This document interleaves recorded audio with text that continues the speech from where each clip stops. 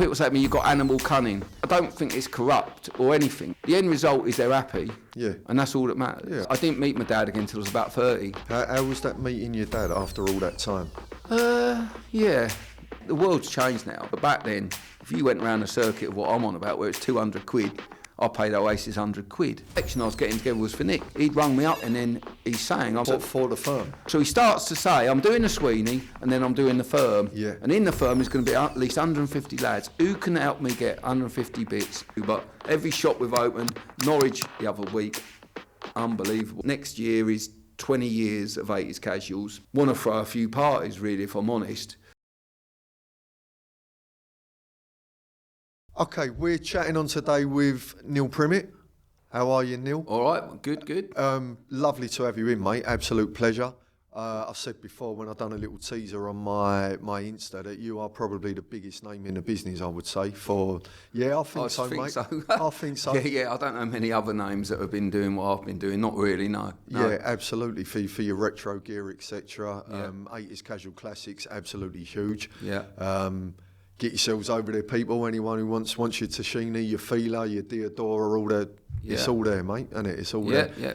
But let's take it back. Let's have a little chat about where you grew up, where you're from, school days, family life, that sort of stuff, Neil. So, like, we'd say Bedfordshire, but we're like Bed's Hearts borders. So my mum was from Hitchin in Arts, and Bedford's quite spread. I mean, people know Luton for the football team, but we're on the border, Bed's Hearts, so we were near a place called Hitchin, really. So on a weekend, I'd be popping to Hitchin with my mum. That's where my nan and granddad were. But I lived in a little village, Metmishall, near Shefford, and that's where my dad, my uncle, my granddad had all grown up, and they were like market gardeners and stuff. Okay. Living, working the land, sort of thing. Yeah. People say you're from London. I'm a sort of farmer from London. Like people from up north think I'm London. And my dad's a bit like that. My dad had generally worked in London, really, as an engineer, whatever. So grew up in villages, Bedfordshire, maybe going to Bedford a bit. Back in the day, the bus that went past my house went to Luton or Hitchin. Over the years, Luton became less desirable, but it was... Arndale Centre was a bit of a shopping centre. You went, and by the time I get to 17, 18, I actually went to Luton Polytechnic on sort of day release. So Luton became a bit of a place for me, really. Was that the biggest town? Luton would be the biggest, biggest shopping place. I mean, growing up, so I'm in the villages and stuff. I mean, you can ask me about, from an age, what I was doing. I mean, I was into my sport and all sorts. So, at school... loving my football, even rugby. I was just generally good at sport. So if my teacher wanted me to do rugby, I was doing rugby. And if I was doing football, I mean, football felt more exciting, but I seemed to be good at rugby and all. So I captained my football and rugby team. Nice. And as a lad, really, you learn a lot as you get older. And I think I had a pretty tough upbringing, a lot of crap in my life, really, back then. But I didn't dwell for a minute. I was positive always. What was the stuff? So my dad left home about 6, 7. You spotted a bit of trouble at home. He was, out and about a bit, so to speak. A bit of stress, I guess, seeing him at the time leaving. But I was already getting into sport and things like that. But I was someone that would focus on positive energy. I've always been... look at the positive and avoid the negative. Negative for me would have been as a kid when it was raining outside. I'd be at home with mum and I'd say I got bored of me and it's like, I must, I don't get diagnosed, but I must have ADHD. Yeah. But to sit at home like on a rainy day, that was depressing. Like I don't suffer depression, but that would have been depression for me. Yeah. Not being able to go out with my mates, of course, whatever it was we were doing. But every night was a game of football. Yeah. And I got mates that were more skillful at football than me, but I was the captain for a reason of like the amount I put into it. I was always someone that just give it me all. Good work ethic. I ain't stopped since. Yeah. And maybe when you're at home and your dad's left, and like, I didn't meet my dad again until I was about 30, to be honest, other than through my nan talking about my dad and that. So I had a good few years of not. And like, yeah, my mum was a bit like a dad to me, I guess. But I was just, me and my brother were just positively cracking on, you know? How was that meeting your dad after all that time? Yeah. I'd probably met him at a funeral and a few things. Yeah, weird. If he popped in my shop out of the blue, maybe, is what I remember most of all. I'd got a shop in Bedford and he popped in. And the lad working with me, who didn't know my background particularly, he's so like you, and you and your dad are exactly the same, blah, blah, blah. And I thought, we are, but this is a 7-year-old to being 30, 23 years have passed, and I've got a mate standing with me saying I'm just like my dad. And that was quite a big deal. That I am more like him than my mum, to think I've spent all that time with him. But I've looked into things like over the years, and they reckon you either take after a parent or you do the exact opposite. And bless me, mum, I've always done the exact opposite. You know, not that she ain't got a work ethic, and she cracks on. There's loads of good things about my mum, without a doubt. But if I thought you made a mistake there, mum, buying that house down that street, I wouldn't let myself make a mistake. Like, I think things through quite a bit. I don't rush nothing. You're quite a methodical man. Yeah. Like someone said, you've got an amazing memory, and I'm like, I don't know if it is a memory. I think it's just a method. Like, I wouldn't forget something because the way I think it through, it instills in it. There's a logic then. Yeah. I do things with a bit of logic, and like get on to work and whatever, like customers and everything. Like, if I ain't got the answer, I ask. Yeah. You know, I'm listening all the while. You know, that's my thing. But anyway, I don't know if we're going off. No, that's cool. So in school, you had a bit of a troubled time there with your dad leaving, etc. Did you find that being good at sport, you found friends that like made you popular? Yeah, popular. Like, I wasn't a bad looking boy, I'm sure, but you could get the girls by being the captain. Yeah, of course. So I'm playing football, and the 3 girls would stay behind and watch us after school. So after school, the 3 girls on the touchline, well, you obviously try to play well because you thought it was impressing them. I was quite lucky that my mum worked hard. We'd stay behind for school, for the football, and it finished about 4:30, and this is, my school was in another village. And there wasn't no way of getting home. You know, I'd gone on the school bus, and there was no school bus back after your football. So my mum would pick me up on her way through, coming back from work. So I had to hang around with these 3 girls after football down the park, and obviously was getting off with one of them. So, like, that was my evening, really. It was like football, and then an hour with the girls before my mum picked me up. It was perfect, probably, Great so, place. yeah, like, I was happy, you know. And there's a few other things. Like, I don't always like talking about your football team because I want West Ham boys, Millwall boys, and everyone to want to shop me, don't it? But I did support a team that late 70s, 80s were winning everything. So I was happy on that level as well. Who's that? Liverpool? Yeah, of course. So, and someone say, he must have been or whatever. So I go back to 75, 76, FA Cup, when you used to care a bit. So I've always thought we used to pick a team on FA Cup as support. If it was just for FA Cup day, you go around your mates, and I don't know, 20 of us would be out, we'd be out, but 12 of us. 12 were Arsenal, and 1 bloke was Man United. So imagine what happened to him. He got wedges and all sorts. He's getting terrorised. He's getting terrorised, yeah. Luckily, we were winning, but he was never going to terrorise us anyway, because there was only one of him. Yeah. And he made a bit of mistake coming round that day. And we weren't particularly Arsenal, but it was probably 3 or 4 lads who were. But my dad had got headphones on, Liverpool, Newcastle, and I was only at home with my old man. And he was watching, and I couldn't remember to this day. And then when I met my half-brother, because my dad had another lad, he said, you know your dad supported Liverpool? I'm like, oh. But I don't think like major. But I got proper into football. Yeah. I'm playing, and I'm loving them. I didn't have anyone to take me at Liverpool by any means, you know? But my granddad was pretty good with football. He'd take me to Luton. Yeah. But he was from Plymouth. So I'd generally be going to Luton to watch them play Plymouth when they were in the old Division 2. Okay. And maybe another game sort of thing, you know, we'd go. Yeah. And Keegan was my first love from the Liverpool days. And when he goes out to Hamburg, I still love Keegan. I go on to love Dalglish, obviously. Yeah. But when Keegan comes back to Southampton, I'd got family down that way. my nan is from that way, Southampton, and we've got people. So I always used to get autographs of Southampton players, and there was a little spell when Keegan went there when, I don't know if you know, but a few England players were down there and all. Dave Watson, McMenemy was a manager. I think Alan Ball, who was World Cup, he's been in this little team. But I think the story of Keegan going there was a bit of a thing. Like, back in the day, they were giving him a cut of the gate. Like, really? He was that big that to was go in his there. Contract? Yeah. And my granddad took me to Arsenal to see Arsenal Southampton. And it was chocker. I remember that day. It took us a while to get in. I can't remember why. But I was just going to see Keegan. But Southampton was my second team. And you know what it'd be like?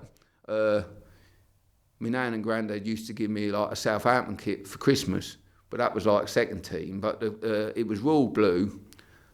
And if I was supposed to wear royal blue to school, single parent mum, I'd go to school and I'd get a telling off that I'm wearing a Southampton kit rather than the royal blue from the school issue shop in the town, if you know what I mean, the regular royal blue. My mum would just send a note and say, what do you expect us to do? We can't afford it. Yeah. And that was my excuse generally. I could wear Farrah's when no one else could. I could wear light grey ones. And I just carried on like that through school. My mum would just drop a note, because whatever we could afford, for me, fashion-wise, which was important, I'd have to own it into school. So at what stage did you start to become aware of fashion and wanting to look cool? And about 11, 12. Okay. When you're going into town with your mum shopping, you get that point where you want to lose your mum, don't you? Yeah. And when she's telling you what to buy, you ain't listening. You're telling her what you want, a bit like The Firm, really, when you watch The Firm. No, mum, that's what I want. Yeah. And then the money gets a bit expensive. And she started to sneakily get me a bit of work when I was about 12. So my work life starts about then. I'm not a paper round boy. She's working in an accounting place. And she'd bring work home for overtime and let me and my brother do it. Okay. And she'd bung us the cash. You're doing the accounting? Yeah. So you're good at maths, you was a numbers man? Yeah, but don't think of it as cash. If she was in a costing department, they call it, every invoice come in, you'd have to stick a sticker on it. So me and my brother sticking the sticker on it, and I think you'd have to date stamp it. So she'd do the rest of the job, but we'd do the stickering and date stamping. But she might bring home 1,000 invoices, and me and my brother, for a couple of hours an evening, would stamp them, sticker and stamp them, you know? Yeah. And then she'd go back to work next day and crack on. But that'd be like 2 hours he's prepping for the next day. And I think she'd have to put some details in and then load them up on the old computer. Yeah. So we were earning a bit of money then. And my uncle, the market gardener, was like a dad to me. So he's my dad's brother, and he was like a dad. And he'd have me work on his nursery. So Saturday, Sunday, you know, these day and age, innit? You might have to be 15, but no one cared back then. No, back then you could go and get a bit so of if he thought money, I could pick tomatoes, Yeah. I'd pick tomatoes. Yeah, If he thought I could help him set lettuce in the field, I'd go and set lettuce in the field. And are you spending that then on the clothes? Yeah, You're and my going out on your own mum clothes? was decent. My mum would have said, if you were with me and I was buying your clothes, I'd be spending what was called the family allowance back then, wasn't it? She'd went to work, but whatever that thing family allowance was, she'd let me and my brother, she'd seen that as the clothes money. So she was decent enough to say, you have that to your clothes, and then you bunce it up with whatever work. So I was getting it, but generally, if it was a pair of stay press, if light grey was the cool colour, but school was supposed to be dark grey, I went to school in the light grey. Okay. Yeah. So you was a bit of a rebel. Yeah, but I think it was valid. Yeah. Normally that's me, really. Someone, I think Nick Love or anyone would say, I forget what the word is. What is the bleeding word? There's me again. Like, it weren't illegal what I was doing. You know what I mean? Again, logic, whatever. You know, I think if I was bending the rules, bending the rules a little bit. Yeah, cunning. Nick Love would say, "You're cunning." Cunning's a word.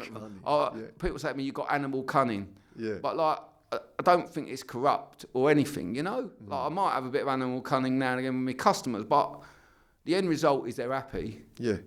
And that's all that matters. Yeah, of course. But I might have gone about it in a way that I thought would help them being happy. It might have been, you might tease someone a little bit in advance of a release coming out, and then they're buzzing. Yeah. But I sort of know what I'm doing to make sure they're buzzing. Yeah.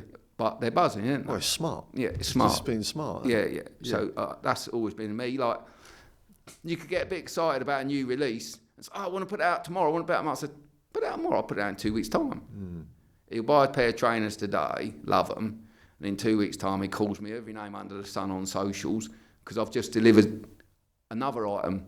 But he's playing with me, saying, you bastard, whatever. You took £100 off me last week. Now you've shown me these. Yeah. And there is an element of it sometimes. I do know what's coming in 2 weeks' time. But I'm hardly going to make an announcement, am I, when I'm selling clothes? You're going to hold that back. Hold it back, yeah. So there's a lot of that goes on. We release a jacket every month. What's the next colour that's coming? Someone asks. I'm thinking, I ain't telling you, am I? Yeah. You'll have to wait and see. Yeah. There's a lot of that goes on in what we do. You're a shrewd man, Neil. Yeah, mate. Yeah. So what sort of labels were you buying so you got your own money now, you're going to the shops, what are you buying? What we talking? 80's? Talking to lads relate to, you didn't mind going into Foster's menswear, like, it weren't a bad shop. Yeah. They did some good gear, and they reckon there was a top designer in there. I don't know if he went on to work for someone. I've seen stories, but I couldn't tell you. But I think there was decent people. So I might have been quite happy at that point with Foster's. The market, you'd have perhaps got these Stay Press, which was pre-casual because it was around about the time of the Jam, two-tone, new wave. Okay. Well, there was a bit of a look coming out of it. Yeah. We'd been punks. Nick loves a punk. I'd been a punk. But punk to me weren't like, was I going to wear the clothes? It was an attitude. Okay. Like, I was too young. We'd come home, I'd have punk records, swearing in it, and when you're about 11 or 12, you loved the fact they sounded a bit angry, and I was a bit of an angry young kid, and it was punk. So a couple of mates would come round, I'd put the Sex Pistols on, and we'd pogo, jump up and down, kick one another, fight one another in my mum's front room, launch the vase off the TV, water spilled down the back. Honestly, oh no, killed the TV that was on. My mum ain't paid for it. It's on hire from Rumbelows or something. The curtain poles come down. Like, honestly, this used to happen. And, and the old TV, I wouldn't let it on to my mum, would I? And hopefully the vase ain't broke, so we put the vase back there with the flowers. And then the Rumbelow man come out and said, looks like water's gone down the back of here. And obviously, we knew, wasn't it? And I can't remember what it was about. So what was the punk look, Neil? What were you going for? Older guys have got the look. The barnet as well? Older guys have got the look, really. So at school, it was more the Jam. So when you went to school, your grey jumper had turned into a waffle jumper. Okay. Because the Jam and all that lot might have worn this waffle texture that's kicked around a bit every now and again, looking a bit like this microphone. So what we talking, late 70s?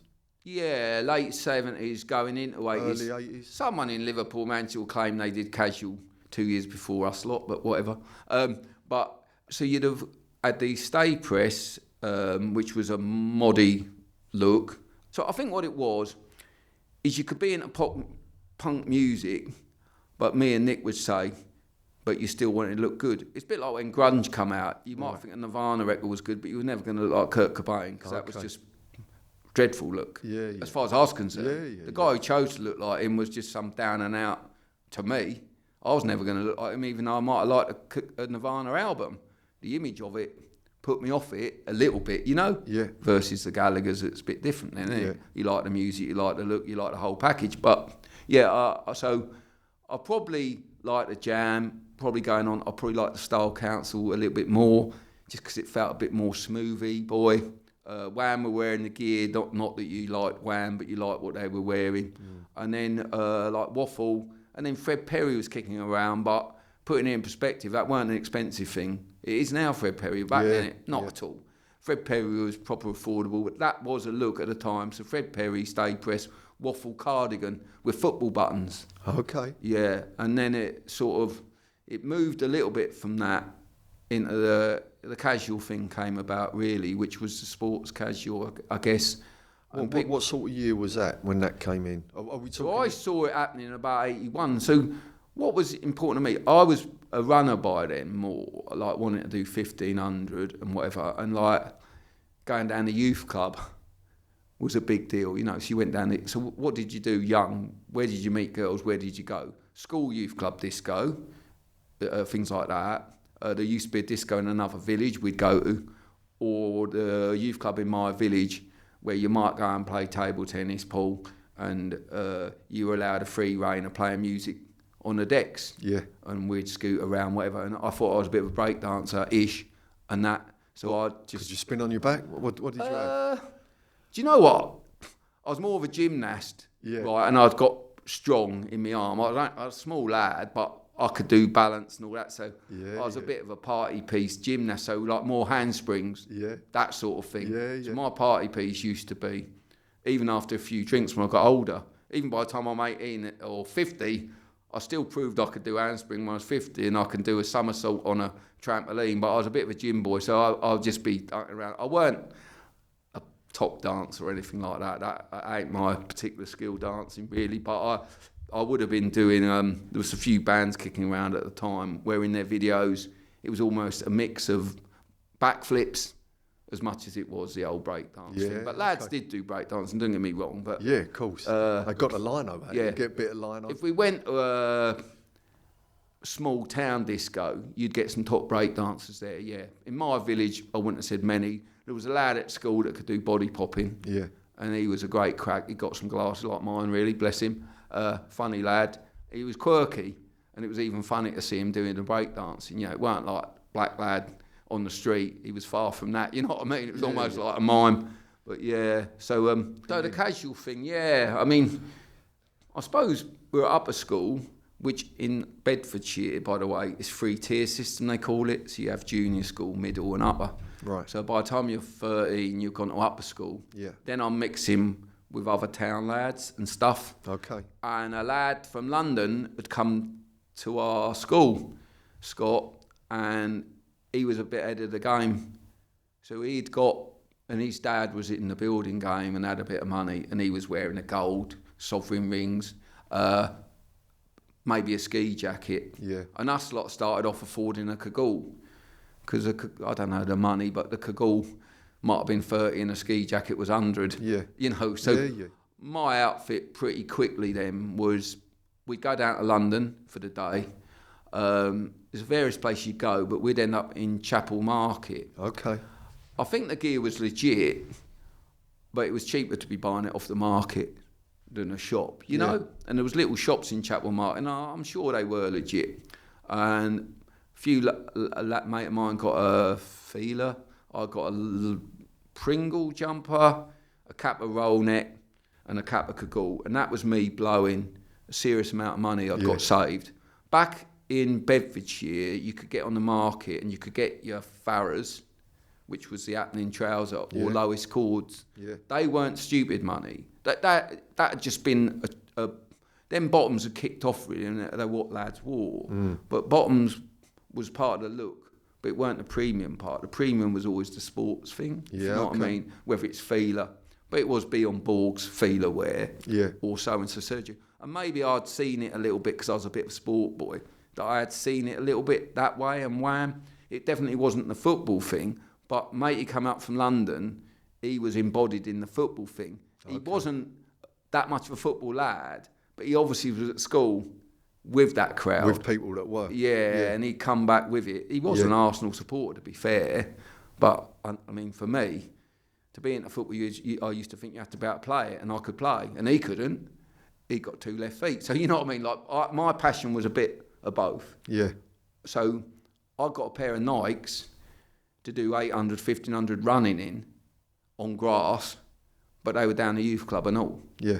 So I had to keep them clean. I didn't want to get dirty because my mum would say, that's your trainer. And as limited as we were money-wise, my nan and granddad used to step in, but I could get them to step in if they thought they're buying it for my sport, because my granddad used to come and watch me. Okay. So if he came and watched me and wants to see me win a race... You created an angle on it. Yeah, me again. Again. But bless him, he was my mum's, bless her, she was a bit sad early days of my life. Her dad died at 44 before we were even born. But my nan remarried.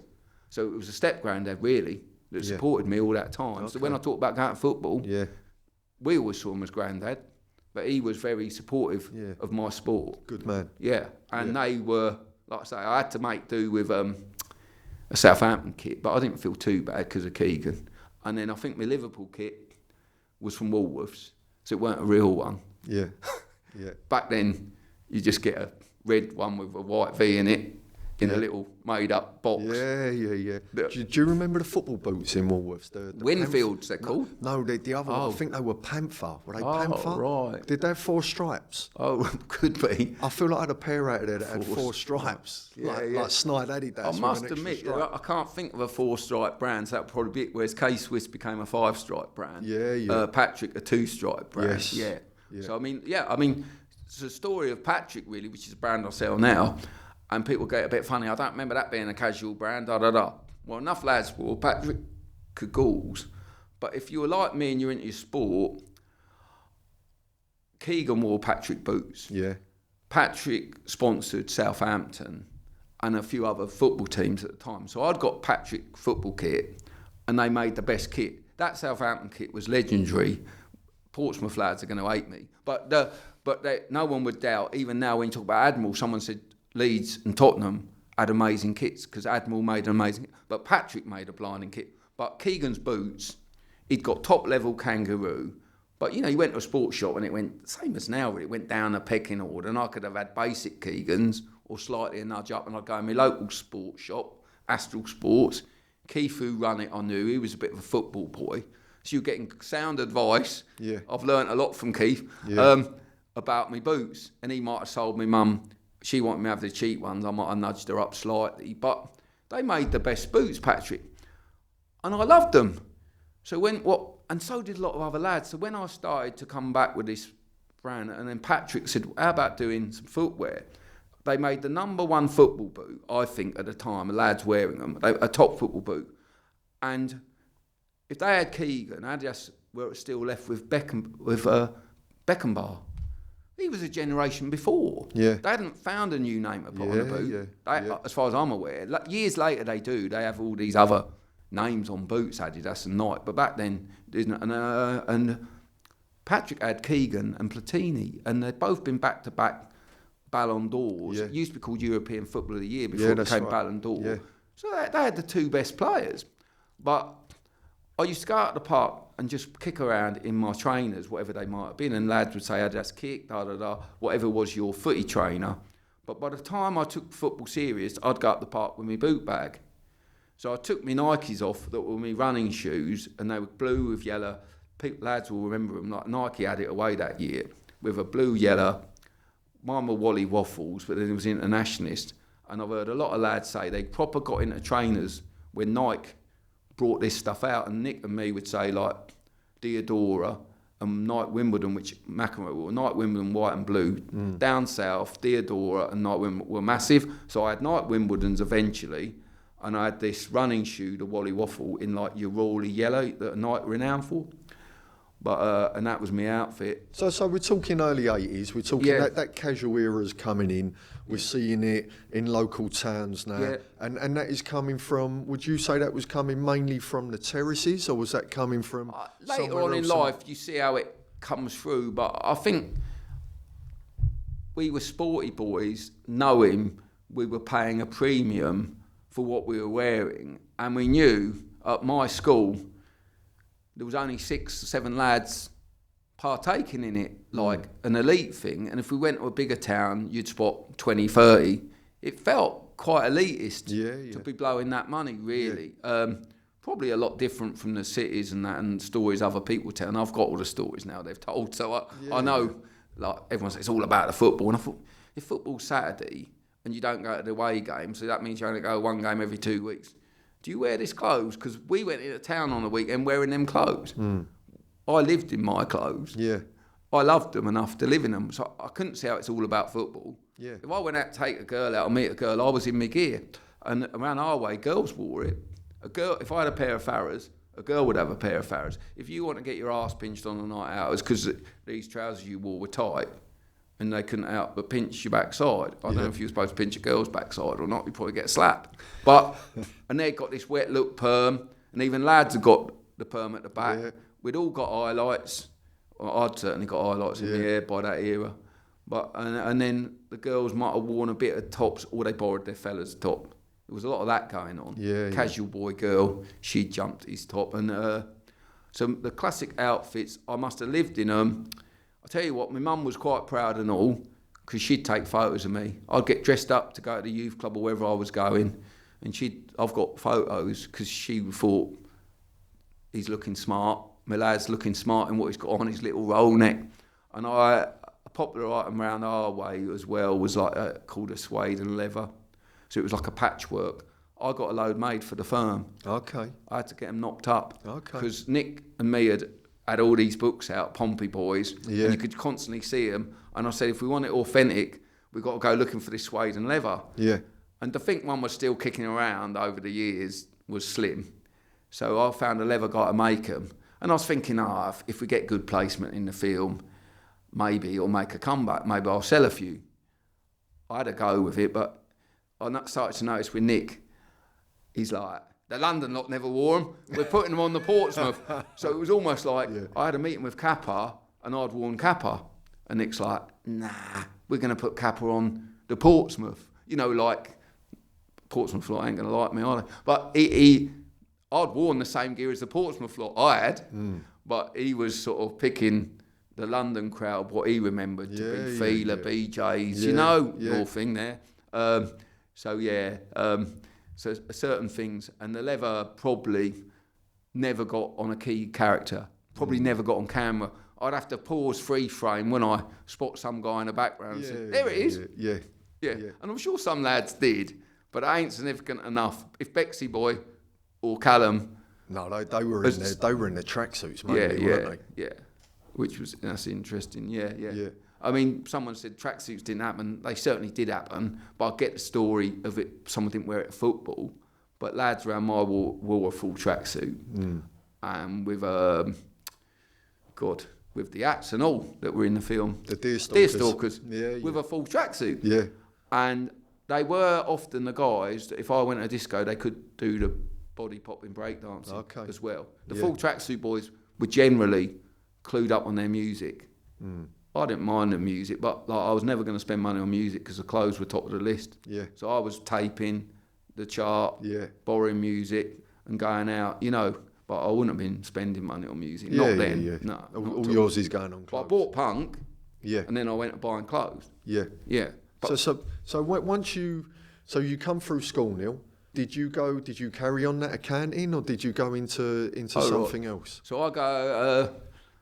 My mum's got me business focused from the start. So I scrape my GCSEs like 4. I get maths. I'm good at maths. I scrape me English,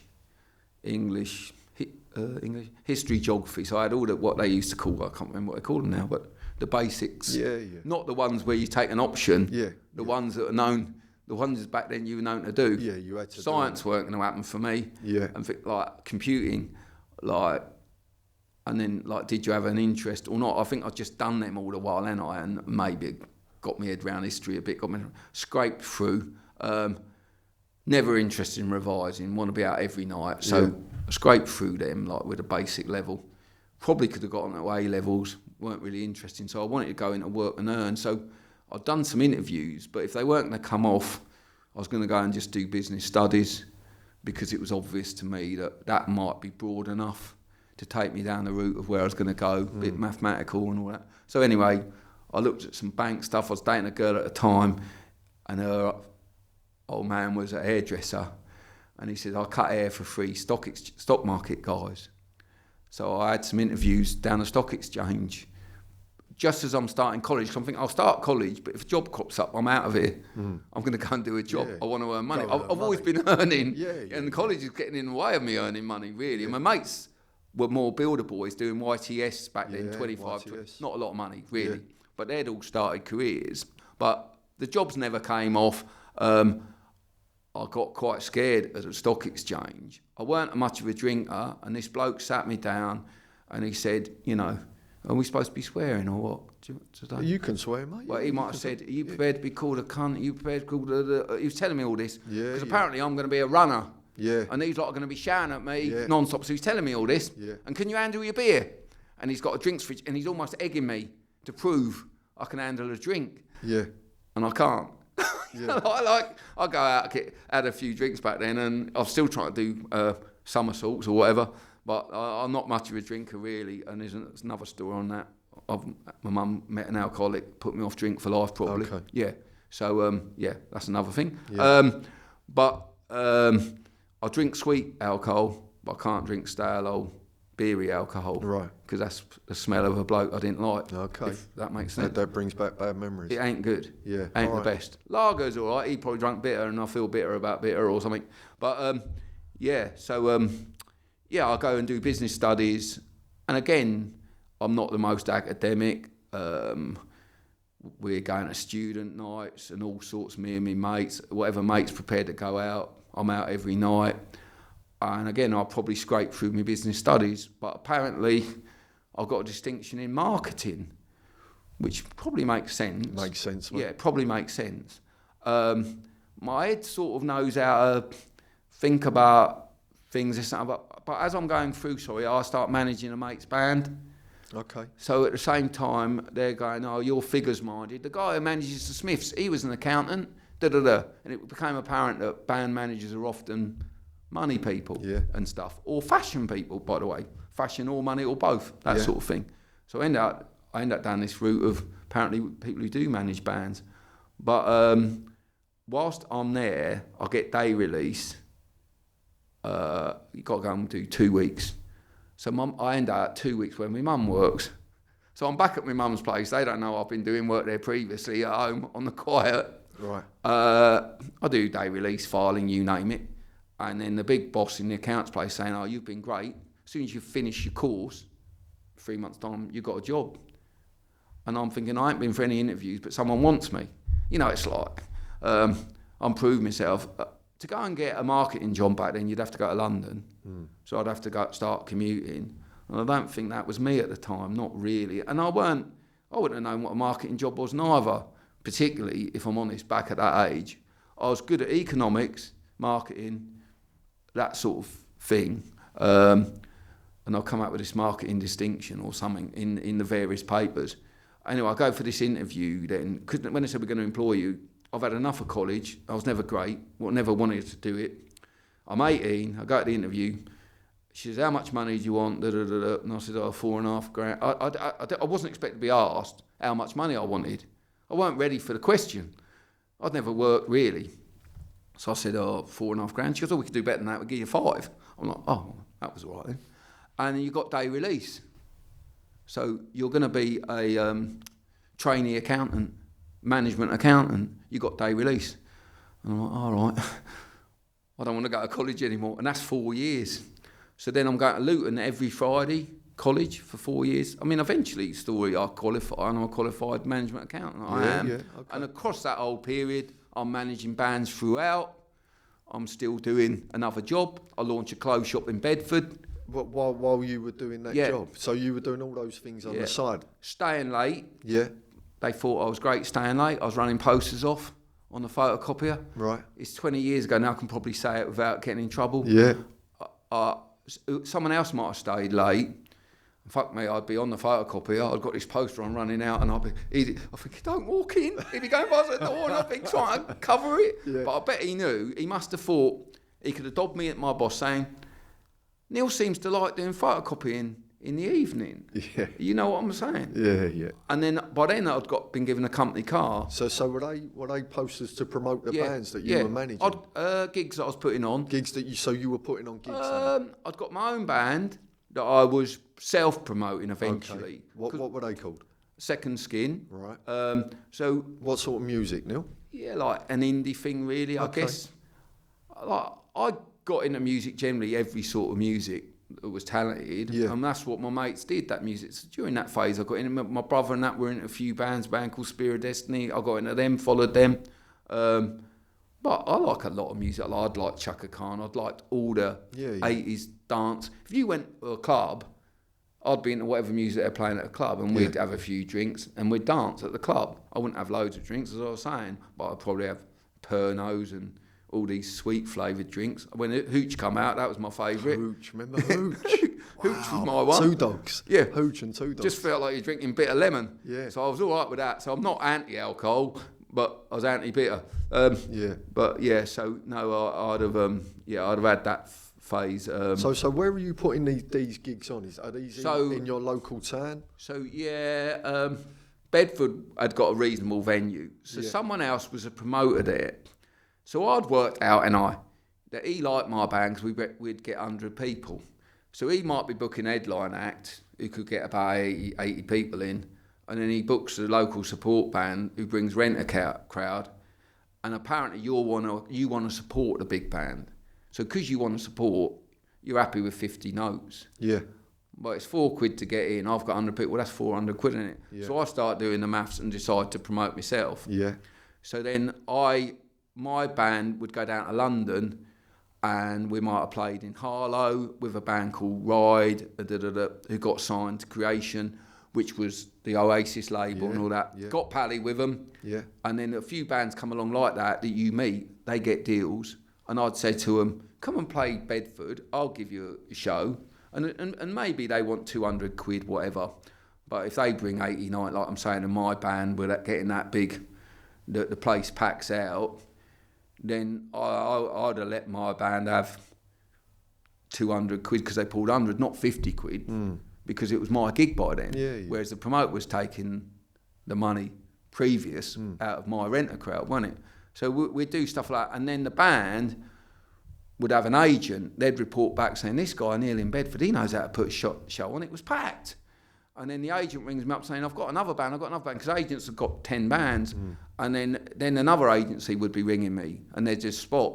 So I just, on a circuit of a month, where there's 4 Saturdays, it was a known fact then, any band touring were going to play Bedford.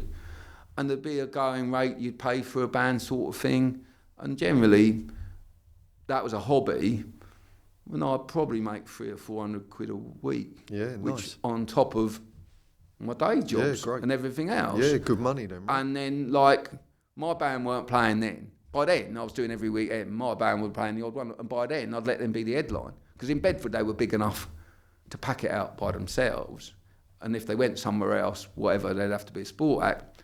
And then it led to, I discovered some bands that hadn't got management, and I took on management of them, and got some smallish record deals, started my own record label, got airplay on like an evening show. And what was happening is the indie scene was bubbling up, Oasis, you name it, and getting more mainstream.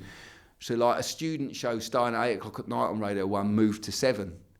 So the commercial slot of alternative music moved forward. Yeah. And then even Mark and Lard, who were your lunchtime boys, they were playing 6 indie bands during the lunchtime slot. And then the morning slot, so the world bubbled up far more commercial. Yeah. And you could book an act, and they could be, our record of the week this week is the Long Pigs. And they'd started off getting really good evening play, and then they got to lunchtime. So I could be booking an act that are relative unknown, and they'd bubble. But I was so in the industry, again, my fortunate thing was most promoters took a band slightly on face value. So you got a phone call saying, would you like to book the Long Pigs, da-da-da, as an example. They've got a single coming out, da-da-da, it's 200 quid. And another promoter, but I'd be going, who's the press agent behind them? Who's the radio plugger behind them? All things that make a band work. Because I was a manager and I had to have that knowledge to launch my own band. So because I'm thinking of it, because I'm managing bands and I know how important every piece of the jigsaw is. You're working it out. I was working it out as a promoter. Yeah. And then I'd still do the usual thing, like when you, in the run up to the gig, hopefully the band's getting radio play. But I always had a DJ mate, Mark, bless him, he's alive still. I shouldn't say bless him, but during that period, he was great. So what would happen is you'd have a lineup of bands, but you'd be promoting the next 8 shows or 8 weeks, because I was every Saturday, and he'd guarantee playing me the bands that are coming up. So not only were the radio playing it, but my DJ was playing their music. So it was getting in the heads. But I was so good promoting. I weren't like give a flyer out guy. I'd be in there with 200 people going, here, this band playing now, Supergrass. Yeah, I know him. Another guy, didn't know him. I said, do you realise they're up here in 3 weeks' time? Yeah, I'm going to be here. And I'll go around another guy when I just get chatting, because they're my regulars. I just chat to me regulars, which is what I do now with 80's. I chat to me customers. My wife said, what are you doing? Chatting to your customers. It's a very, very personable. Yeah. You're going in and actually talking to people. Whereas I've watched other promoters and they think, I know what he does well. He gives flyers out. He gets a write-up in the local paper. Yeah. I just think if you don't talk to people, like someone says to me, there was a gig, a promoter in Bedford saying to me, there was a gig on the other day, you'd have liked it, Neil. Why weren't you there? I'm like, well, maybe you should have rung me up and told me I was going to like them. And I'd have said, I'll see you there then. Yeah. What's happened to the world, you know? Yeah. What's happened to the world? I used to get on the blower. Yeah. What about, you mentioned Oasis earlier. Did you have any dealings with them? Yeah, 100%. So January, most years, it's a bit of a downtime really, January, post-Christmas, isn't it, for anyone? Like, who's going to spend money in January? So the big acts didn't choose January at all. So you've got to fill the void, and I'm trying to promote every Saturday. So NME and that lot used to do shows in London, like Tips for 2024. It was called On. So it was like they were trying to create a new band launch in the Astoria or something, and they'd have a sort of headline act that had come quite big the year before, but we're going to get bigger this year. So it could have been good singles, then an album, and then a load of supports. And I'm following who I think they're going to tip, and I'm picking the bands. So I start a spot about 5 or 6, 7 or 8, and I ring around and I start booking all these acts, and they're cheap as chips, 50 quid, 100 quid. They're starting out, might be doing first singles, and I start creating little lineups. So I chase up Oasis because I think they're going to happen, and I know the agent, and he's like, Neil, I'm trying to get a run of shows together, but I ain't managed to get a run of shows, but how about 16th of January or whatever, we're going to do London, whatever. I go, all right, mate. And then he's setting up a later tour for March when their first single's coming out, and I want them in January because I want to blow up new for the year, and Neil spotted this band. Anyway, he rings me and says, I couldn't get around the dates together in January, Neil. Sorry, mate, game over. I'm like, what, really?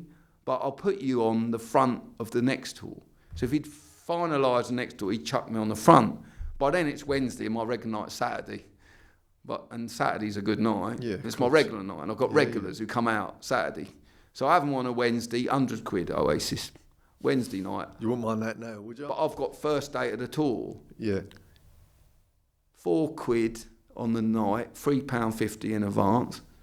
My mum and me knock a poster up, because that's what we did back then. I've sold that poster, by the way. Really? For 800 quid. Yeah. People said, how on earth could you do that? I kept a copy of it, it's framed at home, because when I say original, me and my mum are literally, I'm photocopying the logo. She has to stick the logo on a bit of paper. She knows how to do Letraset and all that. So you bodge it up, and that's your master.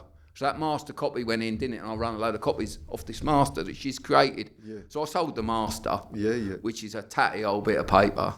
Some bloke gave me 800 quid, I think.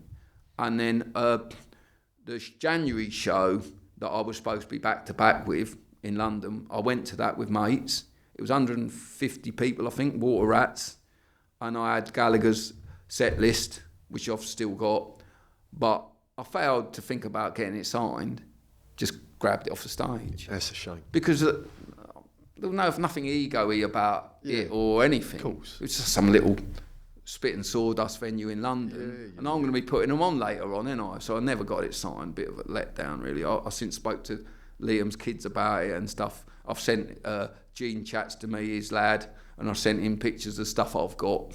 But yeah, and then by the time they played, I can claim first date of their ever single tour. My claim to fame is the first date of their first ever single tour when they're a headline act. Because prior to that, they're just supporting people. And whether you've heard the story, they supported the Verve, and then when Oasis go big, Oasis give Verve the support to them. Yeah. It flipped. Yeah. But Oasis, Verve supported them. And I think this London gig, Ashcroft was there, the Verve singer. He was in the audience with us. And anyway, it was a bit buzzy. And then by the time they played Bedford, I got I was trying to get people out on a Wednesday, and I remember they gave me a demo tape, so a cassette tape. That's what I've got, and I've still got it to this day, a cassette tape, which is worth some money and all. I think Noel sings most of the songs on it, because he was a songwriter. And this agent had given me the demo. And my girlfriend at the time, her brother goes to college, and they got like a social room. So I've burnt a few tapes off, lent them around, and he's playing it in his social room. So they helped get a few people. I still only got about 120. But to this day, Liam wondered why they're singing the words. Because I shared this tape out. Yeah, so I shared the tape out, and that's why people were singing the words. So a few people in Bedford knew a few of their songs before they came out. I love that. Yeah. Great story. And where I lost out, by the way, on that tour, I put them on a Wednesday. Friday, they're on TV on a show called The Word, Channel 4, which was a good launch pad. Yeah. So anyone after my show had a packed venue. I didn't make money out of them that night, but everyone else would have had a packed night out. But where I did make money is generally, you know what it's like, people believe me from that point forward. If I said, there's an act coming up and they're going to be big, you need to come and see Supergrass this week, they're going to be big. You better come and see Travis this week, I'm telling you, they're going to be big. People just believed me far more. So that was great. That was catapulted your reputation. Yeah. So who was the biggest band that you worked with, that you promoted or got involved with? Yeah, so there's a financial biggest. So I managed a band, Peccadillos, and I'd contacted a couple of record companies. So I'd discovered them, and I thought, God, these are great. I've got to do something. They were very young looking, and they were cool, and they're having a few clothes from my shop, but they were generally cool anyway. So they would look cool, and they were drawing influences from Prodigy, a mixed bag. They were a guitar band, but they were fusing a lot of things, and it was cool. And I would target 2 record companies. I thought I'd love them to be on them labels, so I'd give them a private viewing. And a lot of managers didn't get the chance of this, but because I'd got a reputation, I could ring people up without feeling like I'm flogging my own thing. This is Neil, the promoter in Bedford. I've had this band play. They've gone down that well. I've chose to manage them. And that's why you're going to come and look at them. Because if I recommended a band to you, you would come and look at them if I was managing them or not. Because when you're a promoter, A&R would come and look at artists playing your venue. And we're not far from London in Bedford. Yeah, of course. And some A&R people, I know London, it's funny, want to come and see a band in the real world. Because London's a bit of a fake world. You could watch a band in London and everyone in there could be from the industry. Where's a real punter? It's quite nice to see a real punter getting into music than a load of chin-stroking industry people who are being paid to try and work out whether normal people are going to like music. Well, I've actually got normal people in Bedford, and we've actually got, Bedford ain't the centre of the unit, we've got an average man standing here. If an average man's going to get into it, you've got to think it'll multiply to be commercial, ain't you? So anyway, these couple of labels came, started to like them, and you're nurturing then, and they're going to put offers in. And I've got a pretty decent lawyer, Oasis lawyer and all that. And then it turns into like 10 labels are interested. But in the end, I've probably got 6 offers to play off. We've got 2 labels we'd rather go with. One was A&M Records, who were offering the most money. And the other was Food, who were EMI. But Food at the time had got Blur. So Blur was their big act. Okay. And then I knew a radio plugger there who lived near me, and he had an endless success, and he went on and did Coldplay, you name it. He did Kylie Minogue, Tiny Temper, but lots of stuff. So he was working for them as their radio guy. So he was obviously going back to them saying, it's quite good sometimes. You've got the guy trying to sign them, but you've got the guy who's going to break them on radio saying he likes them. So sometimes I used to come at it from that angle, thinking, I like the little bit down the line. I always think you work backwards, you don't work forwards. Okay. If you can sell something, that's the reason to have it. Yeah. Why would I be thinking about, like, I'm not into manufacturing. Oh, let's make a top, see if we can sell it. No, let's think we can sell something and then go and make it. It's the same principle, isn't it? If you think you can sell music, then have it. So the marketing team are good to get on board.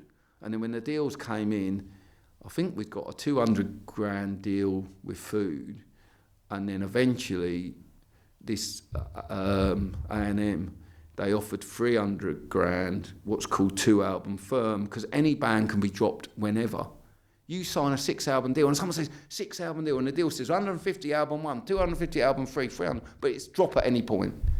So it might be attractive to see these future incomes. But imagine what happens if your first album didn't do that well. You know what a record label's going to say? We need to renegotiate. So even though that's in the contract, that's not set in stone. They could album one is. time.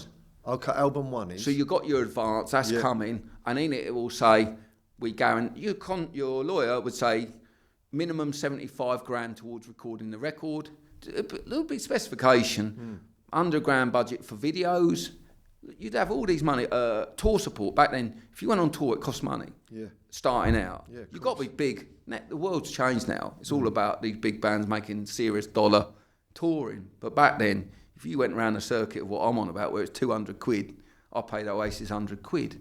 If you're signed, if you had got sound man, crew, van, hotel, that would cost you 800 quid a gig, and the promoter's giving you 200. So the record company had to give you 600 quid a show towards having you out on tour. Okay. And they think touring's important because they're saying at the radio, they're out on tour at the minute, they're busy. But it was all costing money, they're being busy, if you know what I mean, for a record label. So we had all that guaranteed, and then I had a 2-album firm with A&M. But half the reason we went with them was they flew me out to America. I mean, generally, a band has to start to do well in the UK and have videos to think it's got any chance in the States, and bands don't break America. But rightly or wrongly, they took me out to America, and I met Whitney Houston's A&R person at the time at Arista, who were the A&M's equivalent out there. If you were doing well on A&M in England, you'd be Arista out there, or you could be with EMI. There was a few options. Met him, and he just schmoozed me, talk rubbish. He hadn't even listened to our record. But, you know, if you come out here, of course we'll look after you, I'm flown all the way out. But I'll tell you what was absolutely shocking. I get on the plane with this A&R guy from England to go and meet. I put the headphones on. I've got my own label. I'm releasing records, and it's being played on the evening show. And I put the headphones on, and my band are playing on the airline in my headphones. There's about 20 radio shows. One's called Indie. I plug in, first tune is my band, and I look round at him and I give him the headphones.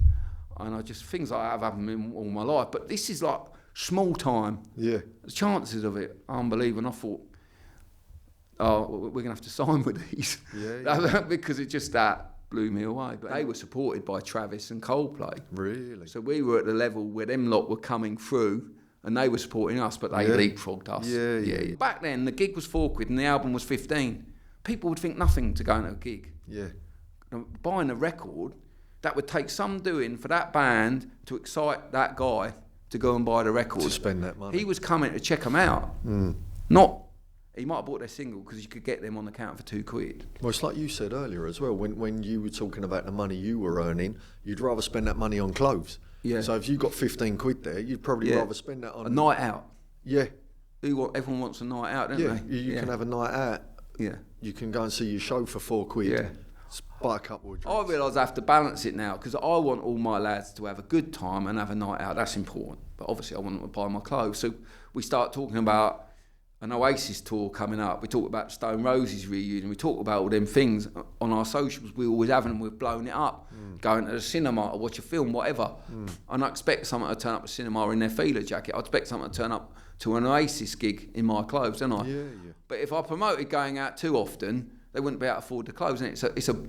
It's a happy balance to it, isn't it? A lot of my guys are more into their clothes than they are going out, and you think, absolutely. You know what, they post on social their new top. Yeah. They walk outside their house on Saturday and post a picture of them walking outside their house, and you're thinking, if you said to me, you're going anywhere, it's like, well, I've just popped out of my house to take a picture to show you lot my new top, and I'm going down the road to buy a newspaper, I'm coming back, I'm sticking Sky and I'm watching the football. But he loves the fact he's bought a new bit of kit. Yeah, and a lot of my lot, I know for a fact, they've come off drugs, they come off drink, and they got hooked on tracksuits. I've saved them, I reckon. Yeah. No, I think I have. You know what I mean? They've got a passion for clothes back. Yeah. But they ain't having, they don't like going to a pub. Occasionally someone says 10 years sober, and they're down the pub with a mate, and both of them got a pint of water, and they're in their feeler and Sergio. Nice. Yeah.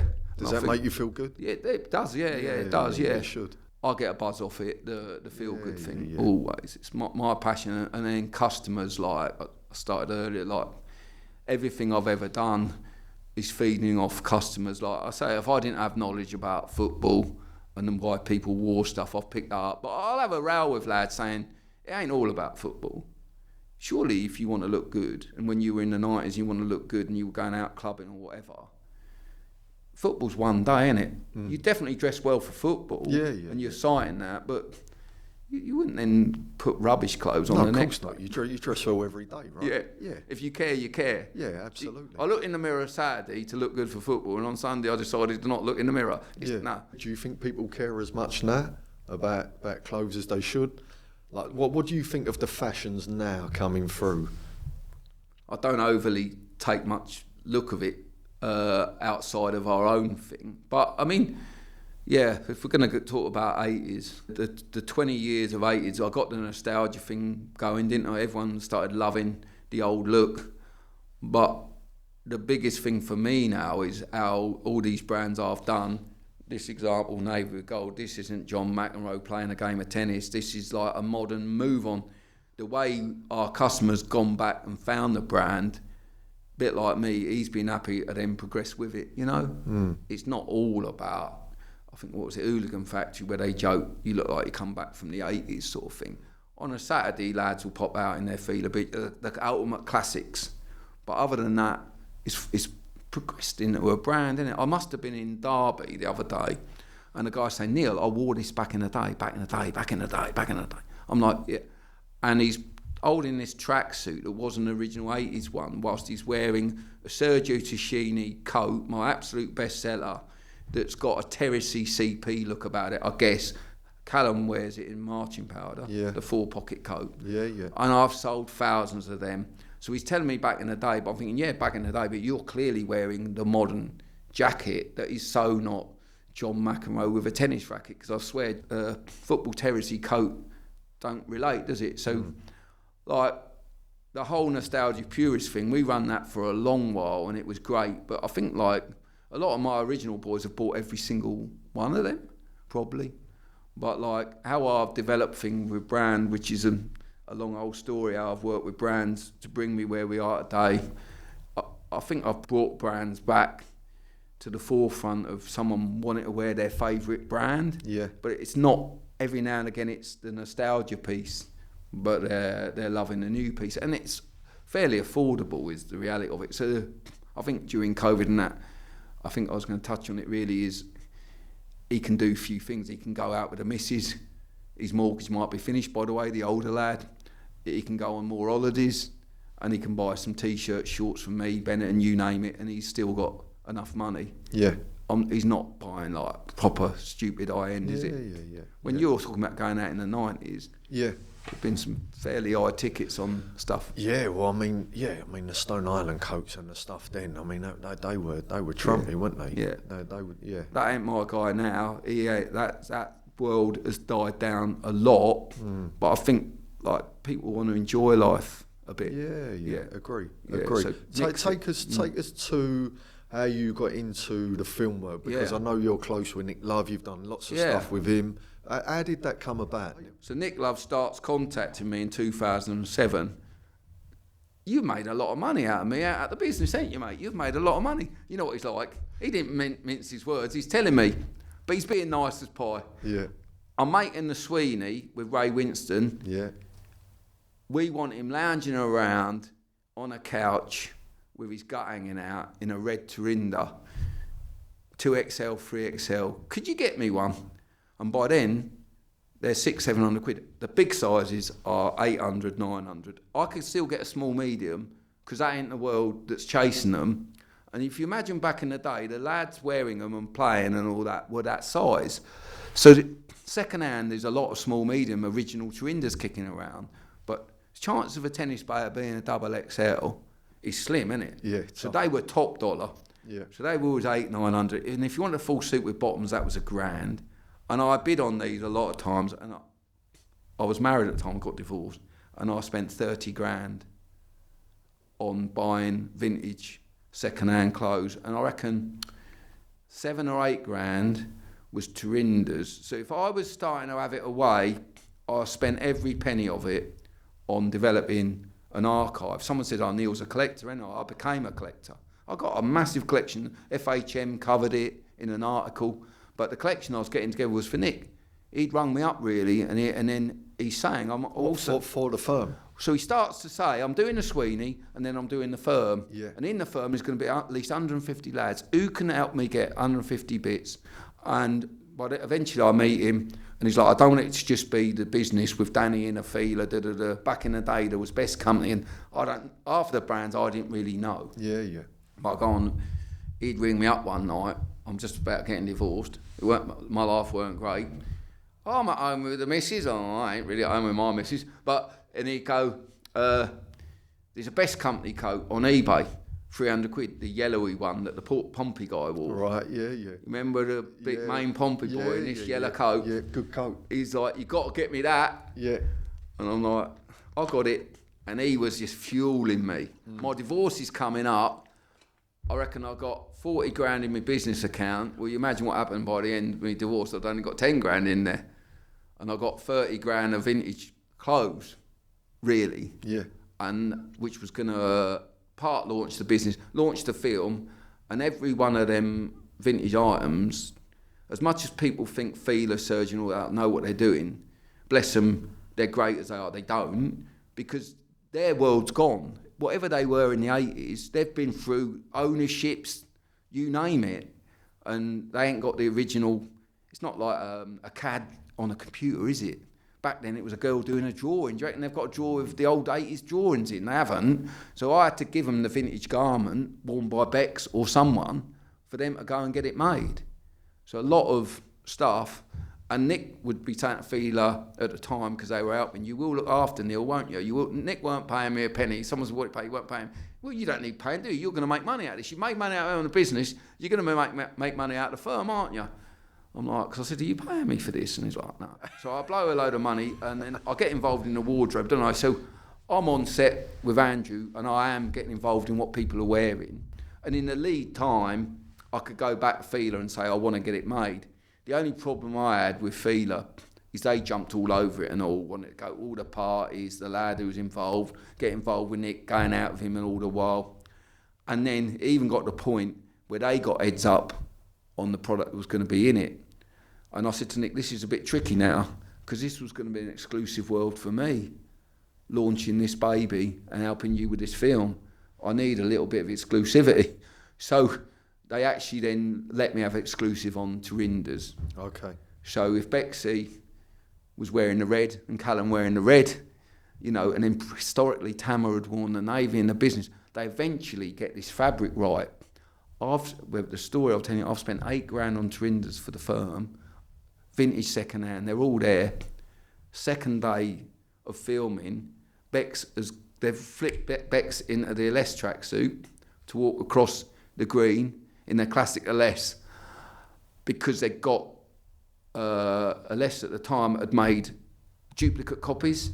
So if he spills blood on it or whatever, right, he's got the duplicates. Whereas the problem with my vintage is they're all one-offs, weren't it? If I've got a red for him, I've only got one. And Nick said, we can't put him a lead character in something we've only got one of. And if I've got a duplicate, you've got to remember the duplicate's got stain here because it's 30 years old or whatever. Yeah. But eventually, Fila rock up day 2 with red, blue, all of the colours. And by the time you lot are playing five-a-side, you're all wearing remakes. You know, there's a shot of the five-a-side team all hanging out of the, I think coming out, I've got a shot of you lot, by the way, all coming out of the dressing room, whatever you guys call it, caravans or whatever you call them, the vans. Each one of you in a different Turinda colour. Right. And I think in the run-up to playing the five-a-side, were you in a five-a-side? No, I weren't in the five-a-side. Oh. That wasn't me, that was Joe and they so you weren't. No, so each one of them had a different Turinda colour. Okay. Yeah, each one of them had a cut, but they took it off to playing, I think, or they might have played them, I can't remember. But by then they were all remake news. So, and then I was quite fortunate that I got a deal of 1,000 red, and that was 100 quid a top, 50 quid a bottom, and 1,000 navy. So for me, my little launch pad being looked after was and they sold quick. Yeah. When we did an event in Bedford, the launch, we got a premiere of the firm in Bedford. Shed loads came, and we'd said the launch day of the Trinder is the launch day of the firm, and our shop was mobbed that day. And you know, we might have done $2,000 on a Saturday. We did 12 grand that day. That was like payday. You did all right. That was all right, and it was a Kickstarter. Business story is the story. Was that the first one you got involved with? Yes, in a roundabout way, how I got involved in it. So 20-year anniversary for my business is in January. The business DVD came out in January, and the stock, I chose to buy Fila and Sergio, and that's coming into me. We thought January, it came in Feb. So I buy this 6 months earlier. I'm buying a bit of Sergio Fila, and the agents are telling me, especially Sergio Tacchini, who massively supported the shop scene and bits and bobs in the business. I think Nick and the costume designer, Andrew Cox, who was on the firm and all. Right. They'd gone and got little bits and bobs for Danny and that, because obviously relatively small cast. So he'd sorted that out. Andrew Cox had sorted it out, really. So I'm not massively involved at all. But I'm more involved in the launch, because I was one of the few retailers that wanted to have a punt at selling it. Nothing to do with the film. So I've been shown it. I thought I used to want to wear this gear back in the day. I wore a little bit of it, but I remember how passionate people were for a bit of it. So I thought, give it a whirl. Bought a small selection to come out. Then the phone starts to ring in January in my place. People have been watching the business, and they got my phone number. I sent a girl down Woolworths or wherever at the time to buy it. It's landed in January, which Nick and that lot must have been clever, the film company, at the time, to know it's not the most competitive time, because everyone put something out for Christmas, don't they? Everyone, the big players want to sell bucket loads at Christmas. Indie and that is January. So they got top 10, which means it's in Woolworths even. My girls bought it, crack it open. There's an advert in it. So where my agent had got hold of my company to stock Sergio Tacchini, by the time of Sergio having an ad, because they'd supplied the clothes, they'd got a little pamphlet ad going in the thing, and by then there's only 3 stockists, and I'm one of them. So our company name, our company name and phone numbers on it. And old school 20 years ago, there's no internet, no nothing. The phone just rings. Have you got Danny Dyer's navy top? Have you got da da da da? And I'm thinking, Danny what? Danny blah, blah. And I ain't got a clue what's going on. So we get the film and then I have to watch it. By then, I've watched it and I watch it and I watch it. And when the phone rings, we're wise. And then I look at what we've ordered, and I remember what we've ordered. And when the guy said, have you got Danny Dyer's navy top? I said, well, it's coming in February, mate. What size are you? And he says, XL. So we write, I said, can I have your name and phone number? I'll ring you when it's in. The phone rings again. Can I have your name and phone number? I'll ring you when it's in. And we're just creating this list. I then look on there and I said, oh, we've got 3 guys who want an XL Navy Dallas, Kev. We've only ordered 3. So then I'll ring them up and say, can I have some more? And the brands are like, what do you mean have some more? You haven't even had a delivery yet. And I said, no, but I've had the phone ringing and people want it. So I start ordering more and more. The list carries on. And you imagine then, when the gear comes in, I've got a girl permanently sitting on the phone ringing people. And because there's not many stockists, we're getting Leicester, Nottingham. I'm trying to put it in perspective. People are travelling about an hour and a half to come to us to buy the gear, really. Which to them ain't no different when they were casuals, because you would travel a fair distance to get the gear. So to them, they're reliving their youth and they're doing it. So, yeah, that all kicked off. And then it got to the point where when I went to order more, the agent who just wants commission, really, because that's what he does for selling gear, he gets his commission. He's like, how much more have you got of this navy top? And he might have said 30, 40. So I'll have them all. So it just got to the point where we just knew we were going to sell out. Or I'll tell you what would happen is the older boy, they come in small, it's small fit Italian, and the old lads were coming in and they were all large upwards. And they were all having to go up a size because it was Italian fits. So eventually I'm like, how many 2XLs you got left? 10. Well, I'll definitely have them. How many XLs you got left? 12. I'll have them. And you work your way down. And I'll be honest, I might have even got to the point where it sold really well and I was still left with smalls and mediums. because they just weren't going to fit anyone. But at least I'd only bought a couple of them. So it weren't a big deal. And then I got tapped up by website people. Yeah. You need a website. So about 2 or 3 years in, and I was going to launch a website from a shop. We sold G-Star, we sold, like denim brands, you name it.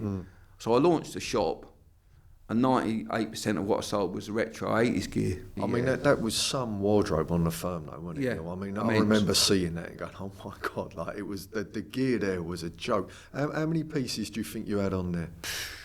So what happened, I bought loads, and I found 2 collectors.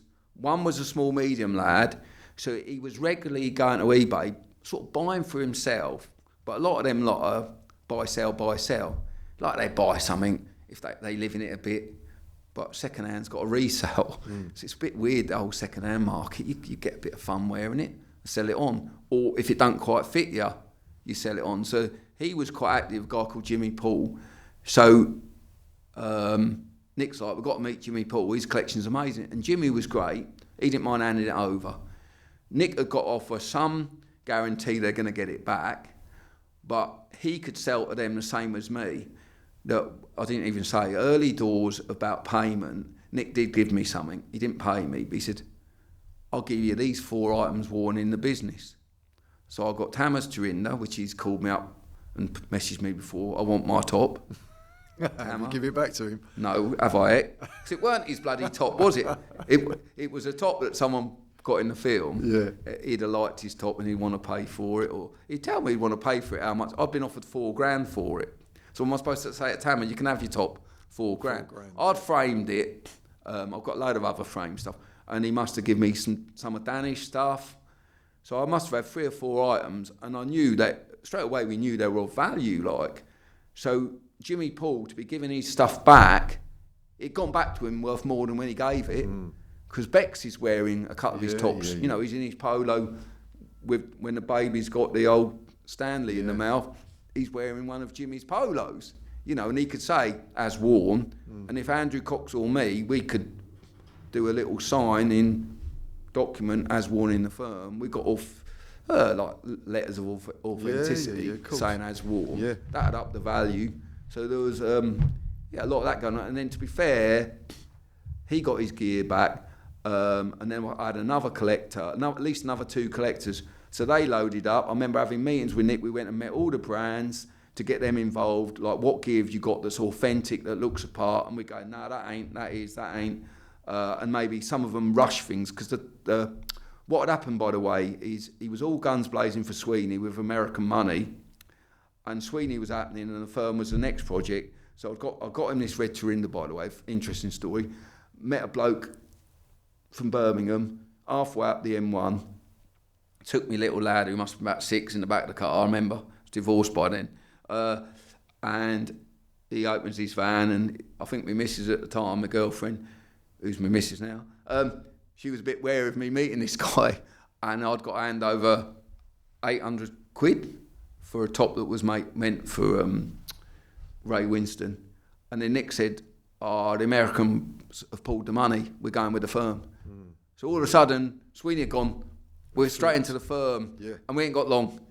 So it was all guns, all go, and we had to crack. And then brands couldn't turn things around. So the Turindas with feeler, when you sampling can take, they've got to get the fabric right, but sampling could take 6 weeks. So they had a tight 6 weeks. That's where they delivered the Turindas day 2. And that meant Bex had to be a less day 1. Because I think originally it'd have been in a Turinda had it delivered. So yeah, the turnaround element from the brands. But yeah, I got enough of the vintage gear. But I remember we had to list everything we were sending. And my gear gets a red little tag inside the body of it. Jimmy's got a yellow tag inside. So at the end it got given back. But you know what was happening? All the extras, they rocked up on set, took their top off, put it on the hanger, put a top on, 7 o'clock, end of shoot. They didn't turn up for their 20 quid or whatever they got for the day, you know, their little pay, because they're supposed to be getting paid on the van, taking their top off, putting their regular one on. Right. few lads went home in the gear. Oh, they took the gear? Yeah. Really? So in the end, there was like a little bit of a settlement thing with Nick and that lot for missing items. You lost a little bit? A little bit, not loads, but I expect a few people did. But yeah, we met quite a few collectors. One collector has got an amazing collection, but he just wanted Nick to pay. He just weren't ready to give it up. He couldn't deal with it. Like, I've got a story of, mate, it's second hand now, it'll be second hand when you get it back. Yeah. And if it's ripped, I take your point, if someone rips it, Nick's got to sort that.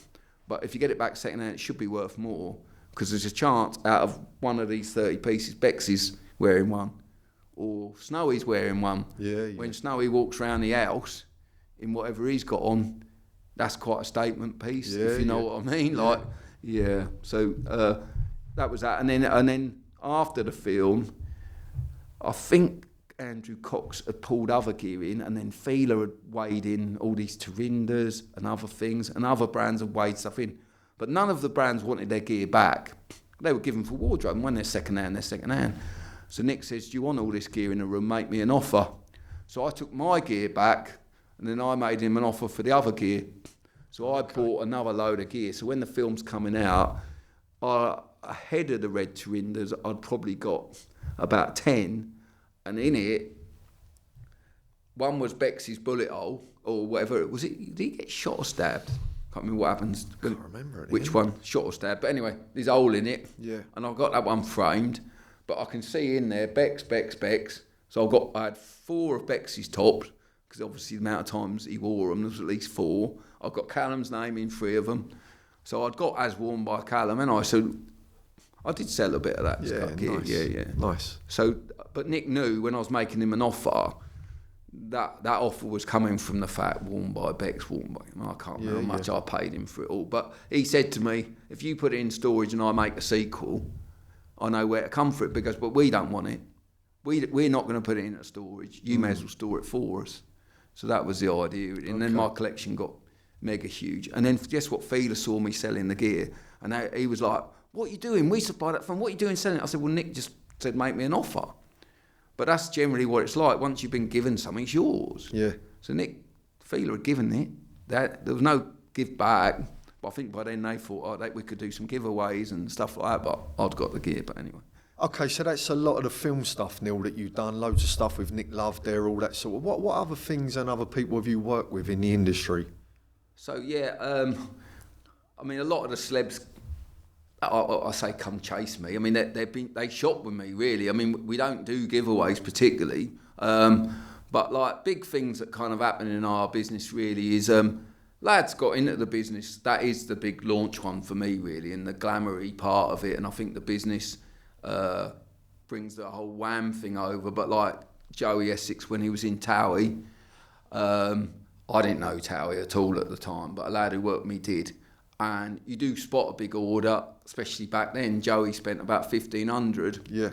And a lad who works for me was like, who was obviously into Towie or something, Darren, he couldn't get excited. And it had come through Joey Essex, like, I mean, to me, I'm like, is this a made-up name? What is it? And the order come through, I think it come through our eBay shop. And Darren just rung him. His number's on there.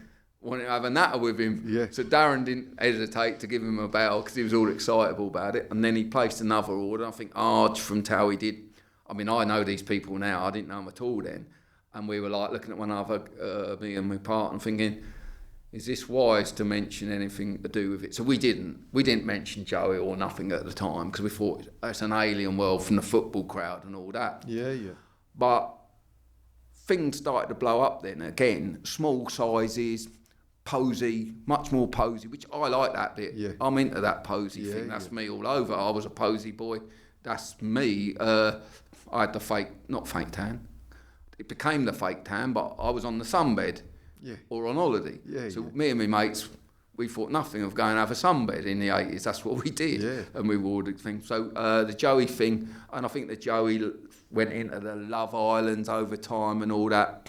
And a few of my lads obviously spot it now and again. And a lad would say, I used to go on holiday and they'd call me Frankie or Danny when I'm wearing my shorts and polo. And he goes, then they started calling me Joey, which in the firm you'll see Nick Love go Joey Deacon, who was unfortunately a spastic character.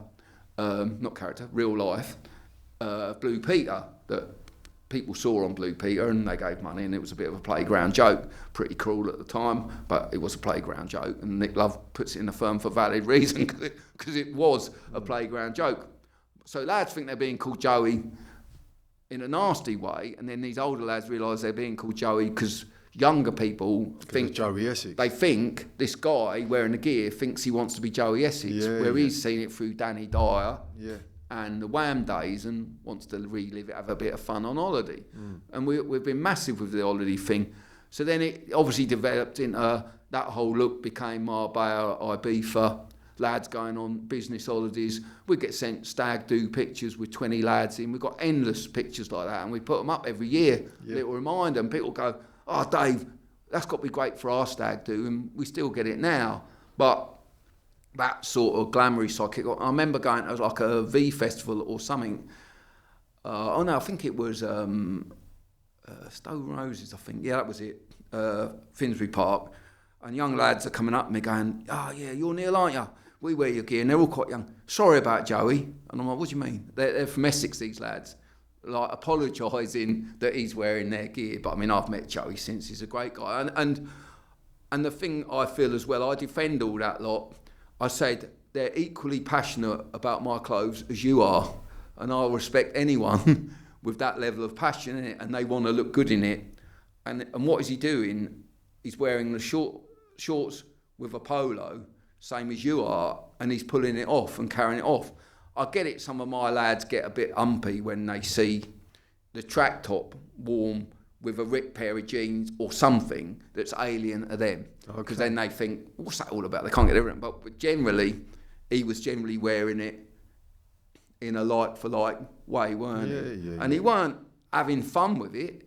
He was having fun because he's enjoying it, but he weren't ridiculing, taking the mick. He was into it, weren't he? Of course. Jack Fincham, Love Island, all that, and then load of the Love Island people, and I know like Ocean Beach, Ibiza, full of my gear, and I know lads who say, "Oh, you know, I've got to get me a LSE, whatever they want to call it. I don't really care." People say I say it wrong, but people say it whatever they want. But they'll have a T-shirt, short set. I went out to Dubai once. A guy was having a 50th do. He said, "We all want to get dressed up in it, Neil, da-da-da-da-da." And I said, "When is it?" And he's a DJ out there. And he told me the week. I said, "I'm out there that week." He said, "Well, you're coming." So I went to the do. Got invited. And the guy, you know how they love it in Dubai, large in it. He videoed his 50th party, and he gave me the footage. And it was blinding. And I've been using it. Yeah, fantastic. So, and then brand thing really like non-stop brands. We're like the biggest sellers. We are the biggest. Brands look at me for relaunch and ideas really, and we've recently relaunched Fila Gold, which was a brand that Danny and Tama sort of touched on, poster business, like a smarter side of Fila. You've been involved in that, and you push Fila Gold. Forget about that a little bit. So that's like, smarter.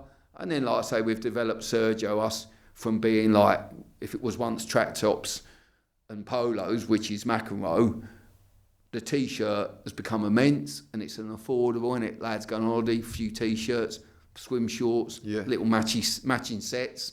So this summer we've got all the like full button, you know, Ibiza party, resort wear look that with a different Sergio script, so a lad can wear your matching short top, but like a cool summer vibe with that. So we sort of lead the way with it, whether Sergio then bring it in their ranges in the future, but it's my idea, so we get first dibs at it, because I bring the idea to them really, and it's helping them broaden their thing. I mean, I think Sergio, the way we're developing, they'd like me to open my own Sergio shop for them, because they're not really shop people, they don't know how to open a shop, but like, you don't do good enough trainers, you don't do good enough jeans. Like, for me to have a shop, the bloke's got to come in and feel like he can have head to toe in it, but my head to toe means he can have Lois if he wants, he can have Levi if he wants, he can have replays if he wants.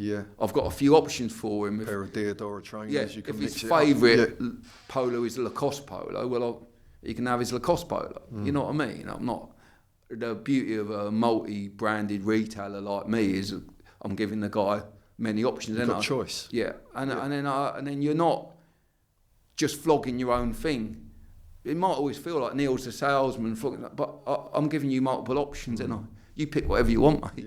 Yeah, cool. And if you want to go somewhere else, go somewhere else. But generally, I'm so focused on my customer that I'll be thinking about making sure I've got something for him every time. Yeah, for sure. If I listen, You're massive online. I know you're absolutely huge, but how many physical shops have you got? So 5, and word would be I should be opening more. I mean, I sit in a little board meeting, someone says, well, you're ever going to get retired or whatever, and I'm trying to slow down, have a few more holidays and all that, but I've got some good guys who work for me, I really have, and we're trying to get into the stores thing, but it takes a lot of doing to do, and you've actually got to think about buying like extra stock in advance for a store in Newcastle. The store in Newcastle, is it going to do 800 grand? Is it going to do $1 million? Is it going to do $1.5 million? If I listen to people in Newcastle, it's going to do $1.5 million. But I've got to go and buy a fair whack of stock.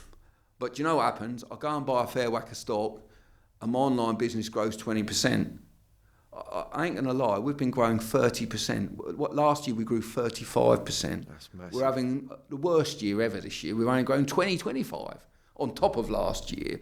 So if I went to buy a bit more stock with a view to open a shop, it gets wiped by just my online customer buying it, because you have to plan. So you've planned your stock and it's gone. And people said to me, I thought you said you opened in Newcastle. I'm like, no. So I don't quite sign the deal. I'll go looking for places, and then I have to step back from it. Okay. Because we ain't got the stock. Because if you imagine giving up 500 or 600 grand of stock from your warehouse to your Newcastle shop, when it's pretty obvious your website's going to sell it, you're picking up all these overhead staff, you name it. When you're clearly ready to sell it. And then you're letting down your online customers. A guy in Liverpool or somewhere that can't buy a top this year because it's gone off to a shop in Newcastle. I can't deal with letting down my existing customer, you know? Yeah. So it's a bit of a catch-22, but every shop we've opened, Norwich the other week, unbelievable, and it's been amazing every day since. I bought a little business in Norwich. We then moved it because I thought I'd take it to another level. That was the idea. I bought an existing business, sells a bit of Feel, a bit of Sergio. Great guys, great lads. The guys who owned it were ready to retire.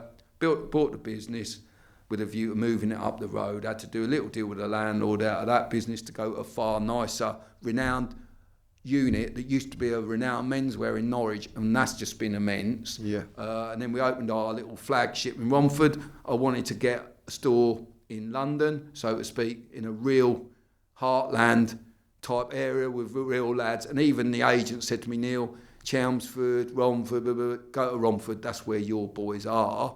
But because of the tube, any destination, like for me, I go to London on the train and always have, and I count 40 minutes to get to London.